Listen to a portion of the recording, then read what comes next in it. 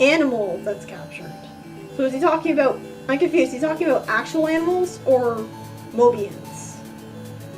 Like, is he sort of human racist who would call Mobians humans? I'm probably going to force myself to stop complaining about how stupid it is that the bad next will talk to him.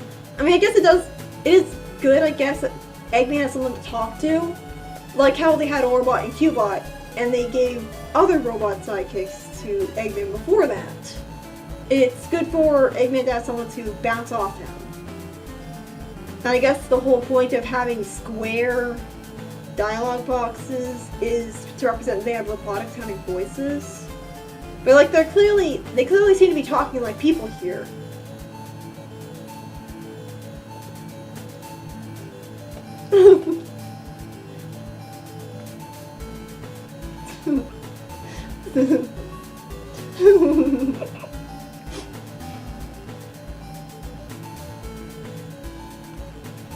I don't know why they would think that a salamander is actually good for, like, a dangerous thing. I mean, couldn't they make it breathe fire?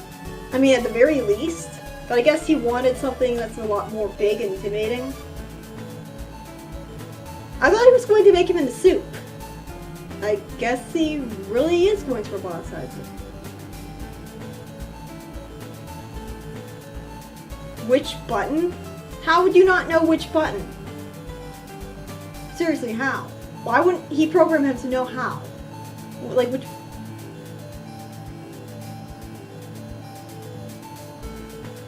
Oh, so I guess... Wait a minute. Why did he care about how tiny this thing was if he can just increase the size of the robot he's going to make at any moment?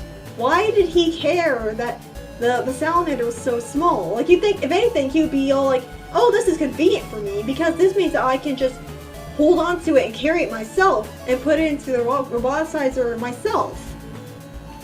Why did he care at all?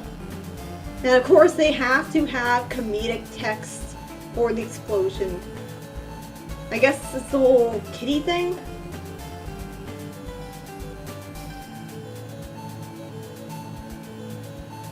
So now they decide to have proper capitalization. I mean, I'm used to this from the Archie comics, them having all caps for their text for some reason. I guess they're just too lazy to have proper capitalization, and that's just how comics are for some reason. But I guess the whole point is emphasis, but couldn't they just italicize it instead? I mean, this seems to be very out of place. It just, I don't know. But why is he scared? I mean, is this under his control or not?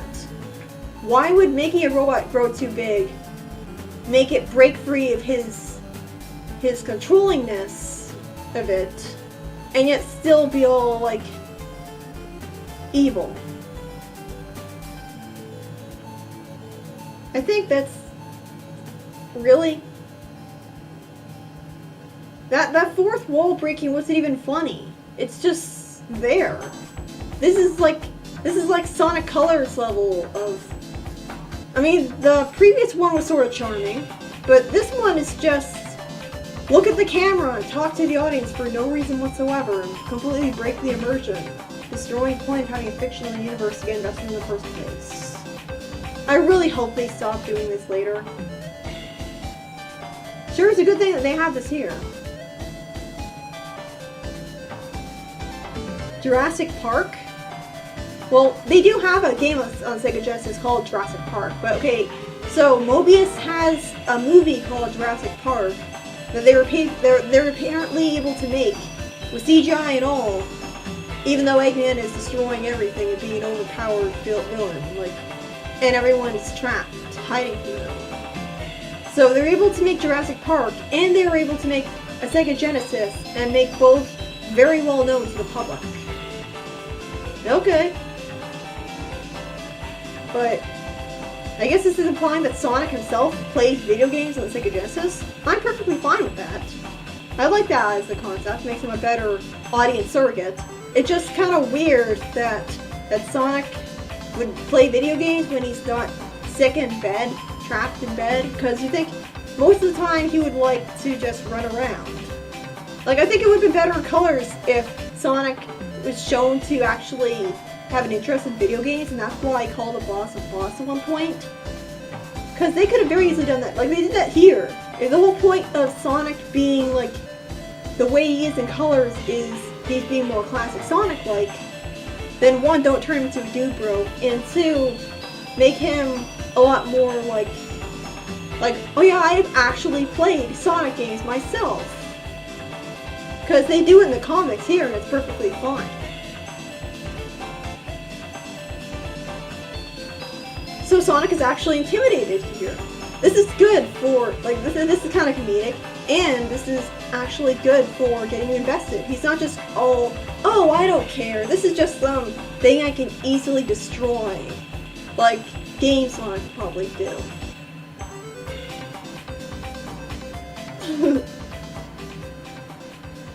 So why did he do that straight into his mouth? Why didn't he attack some other part of him?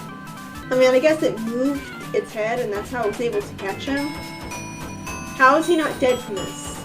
I mean, why the hell would Tails be so stupid? I mean, seriously? This is like Sonic Colors level of making Tails into a complete idiot for the sake of a joke. I mean, they just said in the previous panel that it's not a video game.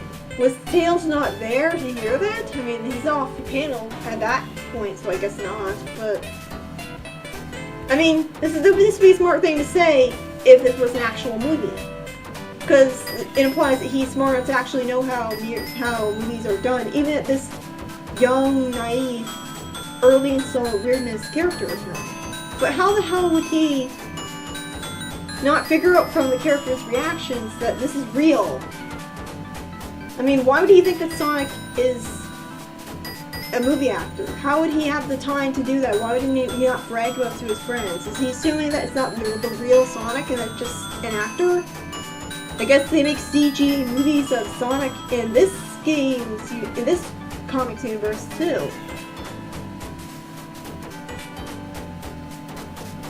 Who turned out the lights? Really? That is the stupidest name for a villain ever.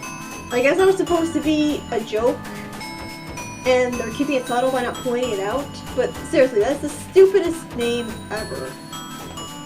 And Herbivore is not supposed to have a space in it. So, like, they're trying to be smart, and use a smart word, but yeah. So it's good that all of them are worried. I'm not really sure how the hell he managed to somehow magically avoid being killed here. I mean, the sharp teeth alone should have just killed him right away. He was really lucky. But, yeah, why wasn't Antoine worried? I mean, the opposite of worried, because you'd think that he wouldn't be worried, because you think that he gets bullied by him so much that he wouldn't really care about him. Because in a later issue, well, Sonic basically gets in trouble with the Freedom Fighters, and Antoine is extremely eager to get him locked up in jail. But here he's like this? Well, technically, I don't think that's really that bad English. I mean, it does make sense. I mean, you scavenge for something hidden to find it and rescue it. So, technically he's using it right. I mean, maybe he's saying that in that he wants to find his body for a funeral? Or maybe he doesn't know that he's dead yet, or doesn't want to believe that he's dead yet?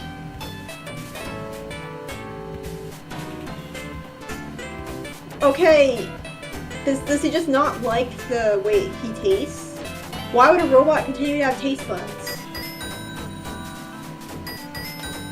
2-bit dictators.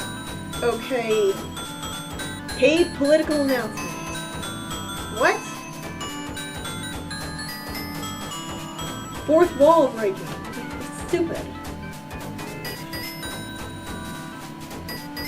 Oh, I suspected that was the thing. Because it wouldn't make any sense for him to have taste buds. But still, he's really lucky that he's not getting completely torn up by its teeth. I'm surprised. I'm surprised that they had a whole, like, is Sonic the Hedgehog dead? Thing, like, so early into the comic. You'd think that anyone would know, reading the comic, that there's no way in hell that he died, or ever would die. Like, later in the comic, they have a whole, they kill Sonic off thing, but it turns out he's in an alternate dimension. Yet they somehow have Sonic's body in a funeral somehow. I don't really know what the explanation for that was. It's a good thing that they didn't actually show what he did. But it wasn't pretty. Okay, but he's roboticized. How would he have any organic things in him left to make it not pretty? Why is he referring to himself that way instead of, like, you'll pay for humiliating me? That's stupid. So I guess Sonic is trying to be all lighthearted and try to relieve stress and relax himself by speaking like that, making a stupid joke in a very tense situation. But still, that was a pretty dumb pun. And this is good too. I mean, it's really extremely stupid that all the Chaos Emeralds are the same color. Did the people who wrote or drew this comic not know that there were Chaos Emerald colors besides the first one? Did the people who played this comic, did the people who drew the art for this comic, were they never informed that Chaos Emeralds could be more than just a green color? I mean, it makes sense that they would make that mistake then if they never gone past the first special stage or even played the games to begin with, because it makes sense that they make that assumption because emeralds are green. Like in Japanese, emerald is just some all-purpose word for gem. But yeah, it's good that they're making use of these concepts from the games too. I was able to collect all 7 Chaos Emeralds. Oh, and stash them. I always picture it as Sonic gets the Chaos Emeralds, and they magically fuse it to his aura in an energy form. So why the hell would he have to go into a special stage for an 8th time so that he can go super? This is stupid. More 4th wall breaking. This is totally necessary. But yeah, just why did he have to? Did they even play the games at all? I mean, I'm fine with the comics being different from the games. That gives them their own unique identity, but they're being like the games, but not being like the games. 50, so apparently you have to collect 50 rings in the special zone, and that's how you turn super. Why can't he just turn super whenever he wants, as long as he's collected the Chaos Emeralds? So I guess the star posts are magically capable of entering the special zone, even though you're only able to go into the special zone in one game, which would be Sonic 2. Like in Sonic 3 and Sonic Mania, you just use the star posts to go into bonus stages. So are bonus stages supposed to be the special zone too? I guess they're only going by Sonic 2. I mean, well, I guess Sonic 2. I guess Sonic 3 wasn't out yet at this point in the comics history. But yeah, Sonic goes super.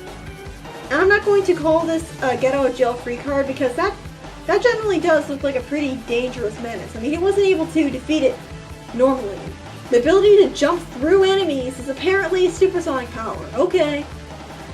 And that doesn't damage it. I mean, it doesn't look like he's created an actual hole in it. It just looks like he passed through intangibly and it didn't damage it. I must admit, Sonic is amazing.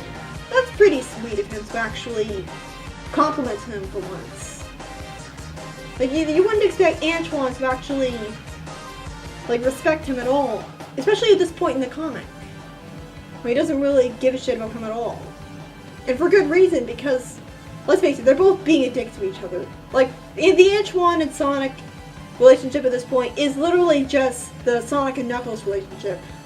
Where one gets made a complete fool out of and is an arrogant dick to kind of justify the bullying. It's not healthy is what I'm saying.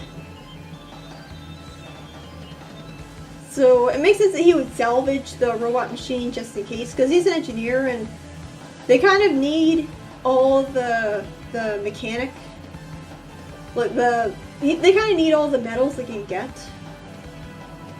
So it sure is convenient that Rotor made a small flying gun for no reason. I mean, I guess it would be convenient to be able to make something small so that you can pick it up and carry it around wherever you want. Like, that's going to be pretty... It's going to be... This is... So I guess he had no problem whatsoever with murdering what was once a perfectly innocent salamander that just happened to get turned into a robot. I mean, I guess that's something that the freedom fighters have to get used to. They have to just change their morality, so they have no problem whatsoever with killing people who used to be innocent organic beings just because they turned into robots. I mean, I guess they have no... I'm not condemning them for that because they have no choice. It's like a zombie apocalypse. That's another reason I hate the whole roboticization concept and why it's too dark for Sonic. Like, if they made a zombie apocalypse for Sonic, people would be calling that out on how bullshit and dark it is. But if they do that for like roboticization, apparently that's perfectly fine. The point is, well, you know my point. This is once again bullying him. Why is like Sally's really not so above it all in the situation. And I thought her characterization was she was supposed to be sticking up for him, like she did in the first issue, where she was annoyed by Sonic being mean to Antoine. But there, she was just joining in on the bullying. And not to mention, Tails was also being a dick. Tails is a pilot of a plane, and yet somehow he's not an engineer at this point in the comic. So I guess this is the comic adaptation of the Sonic 3 and Knuckles adventure.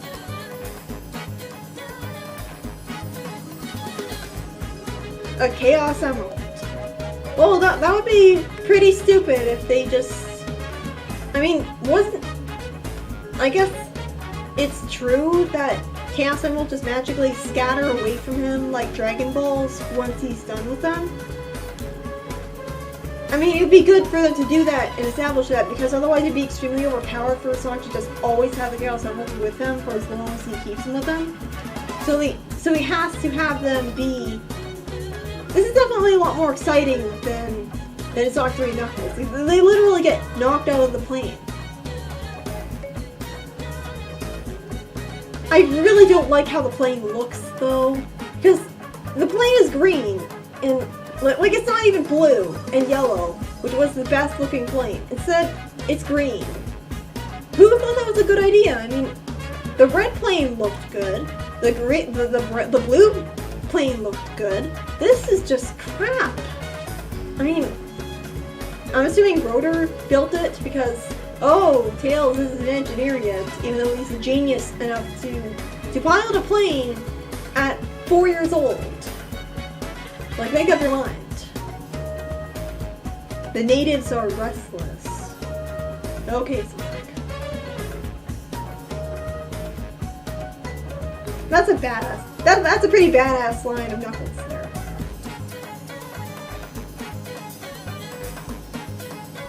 Holy 16-bit graphics.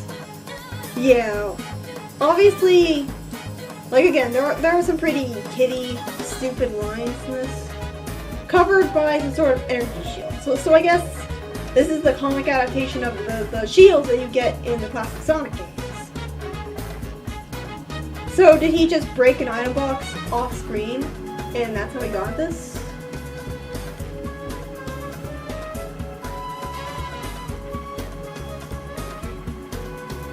Is it even Saturday night? Hit the drink? I mean, okay. Does Tails regularly drink alcohol on Saturday nights? Why would he even say this if this wasn't the case? I don't like jokes that don't make any sort of sense in their context and are just there for the sake of having jokes. And Sonic should really be panicking a lot more. Like, I guess they only established him being terrified of water a lot later. but still, it seems out of character for him to not be completely panicking and freaking out. I think, like, at least I've read in a fanfic that Sonic in the comics is only afraid of water because of the whole chaos situation, almost drowning there. And more unnecessary fourth wall breaking. I'm sure this made everyone cringe. Like, seriously, don't tell a story with a comic, like with its own established universe, and then go and, like, oh, you can press the buttons on your Genesis controller to save these characters. This is a genuine source of tension. So once again, this is good. It's good that this is here. Wow, this is certainly... It sure is convenient that they were able to survive this.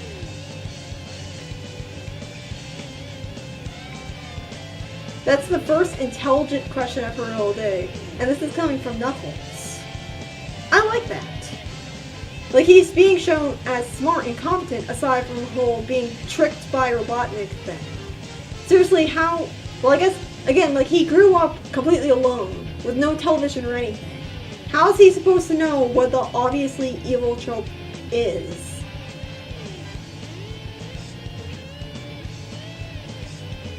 We don't take kindly to trespassers, even though he only has one person living on the floating island. And I really don't like the floating islands as a name. I mean, I know it's supposed to be the name that it had as, like all the way back then, but Angel Island is such a better name. Not to mention it was called Angel Island Zone. So it'd be stupid to have it be called anything else. Unless we're supposed to believe that there are two islands, an Angel Island and Floating Island. Twint. Oh, I didn't notice the two-tailed part. It wouldn't make more sense for him to call him a freak, since he's a horrible, horrible villain and all. Calling him a twit after a two-tailed seems very tame. But yeah, I don't know why they rescued Sonic and Tails from drowning, just to put them in essentially the Sonic Lost World Eggman underground base. I mean, look at this. This is so dark and featureless. They were really lazy with the art there.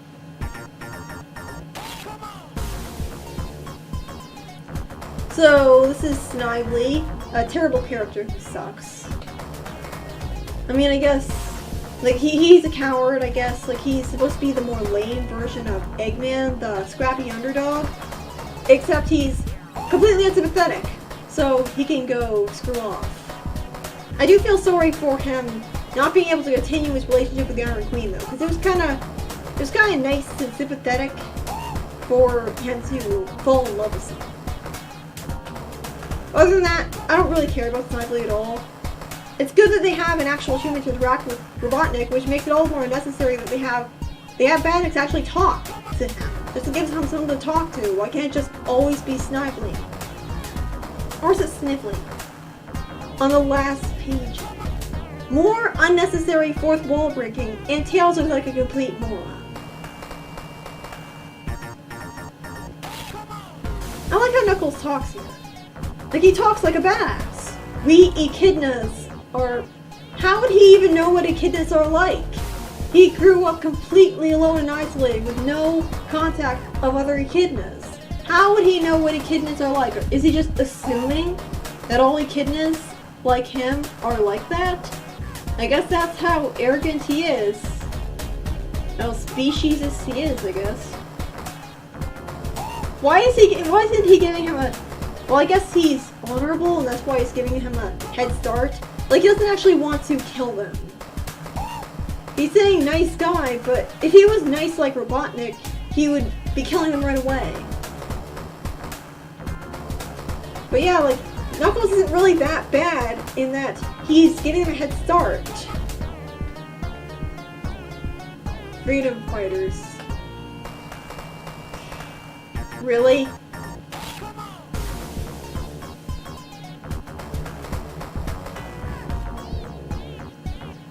I like this. I really like this interpretation where Knuckles is working for Eggman and he's bossing him around. He's not just being all, oh, you're amazing and I'm going to do everything you say. Instead, the Echidna is just being... Like, this is how logically Knuckles would be if he was working for Eggman. This is a very interesting dynamic that I really wish that the games showed. Like it makes me wish that Sonic and Knuckles could have had a more deep story with dialogue without interrupting the gameplay. Because then we would have gotten to see more of it. Curmudgeon. Why do they have that word? I mean, I know he's smart, but why do they bother having that word in a comic that's supposed to be aimed at an extremely young audience at this point in the comic's lifespan? I don't like the font here because it really looks like he said, load Robotnik. It doesn't look like he said Lord, it looks like he said load. I don't know.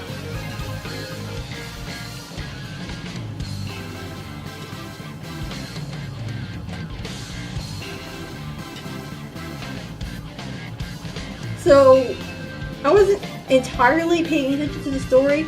So, are they honestly trying to imply that the Chaos Emerald that Eggman just got a hold of is the Chaos Emerald that is making the island float? I guess they are.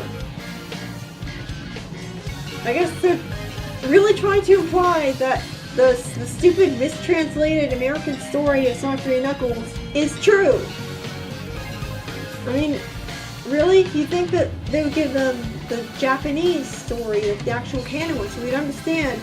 And like, if anyone who played far enough into Sonic 3 and Knuckles would know that's the Master Emerald that is the big thing. Well, Chaos Emeralds are just things that you get as an extra thing.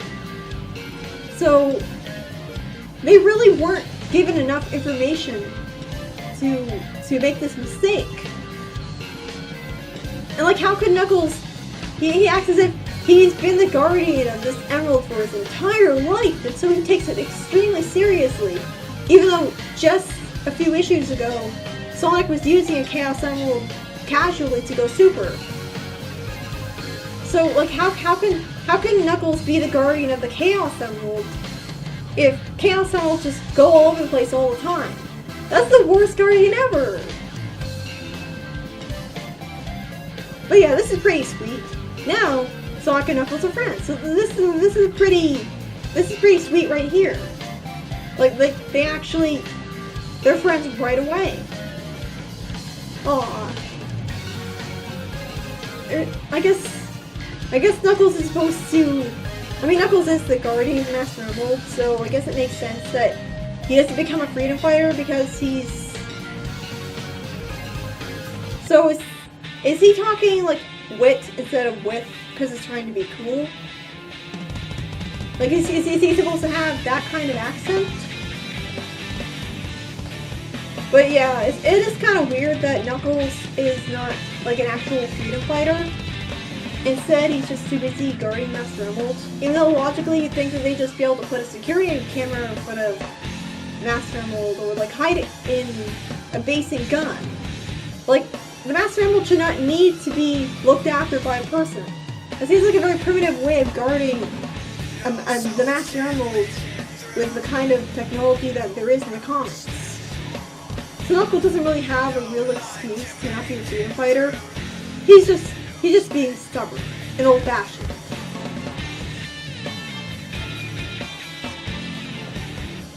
Is Knuckles friend or foe? Sonic and Tails would like to know. Has Knuckles ever been a foe to him again? In the comics, I mean.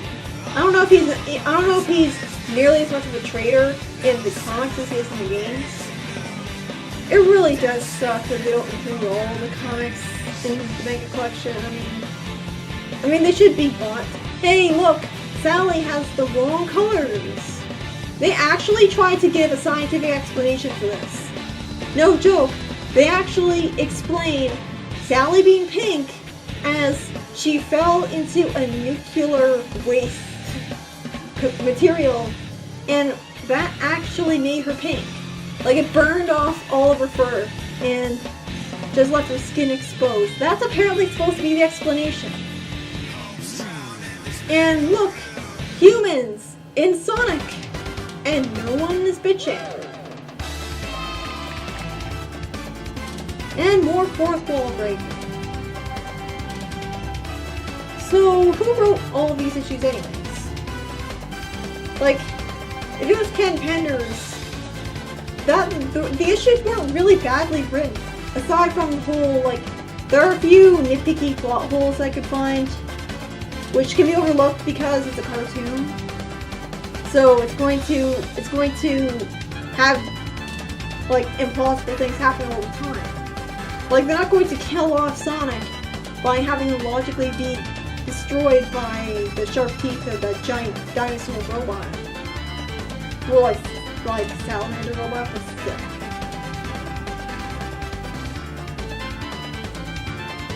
But yeah, like, so was it Penders who wrote this? Because it doesn't really seem to be badly written. I mean, it seems to be, like, perfectly fine. I mean, obviously Ken Penders did an awful thing, but, like, it didn't really seem to be that badly written. Michael Gallagher, or Crabber, however, I guess these were the people who wrote it.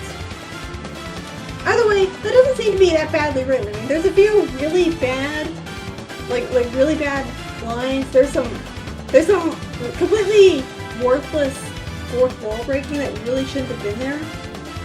There's, like for the most part, like, you saw the colors comparisons I did. But for the most part, it seems to be pretty well written. Like, I actually laughed a lot. It's definitely funnier than Colors, in my opinion.